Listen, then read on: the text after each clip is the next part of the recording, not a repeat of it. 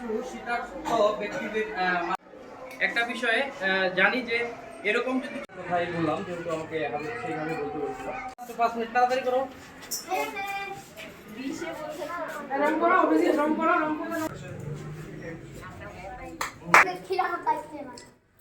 এখানে সবাই এখানে আমার দেশ পত্রিকার একজন রিপোর্টার হিসেবে তার আজকে হচ্ছে পরিশ্রম এই চ্যানেল এস এর প্রতি তার যে এবং তারাও খুব সুন্দর করে আসলে নয়নদা একজন আসলে খুব ভালো মানের মানুষ।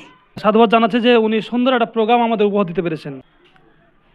হারুন স্যার এটাই প্রকাশ করে, এই বলেই আমি আমার আমরা সবাই যারা সুন্দর চ্যানেল এস এর এরকম একটা উদ্যোগ পূর্ণ প্রোগ্রাম করার জন্য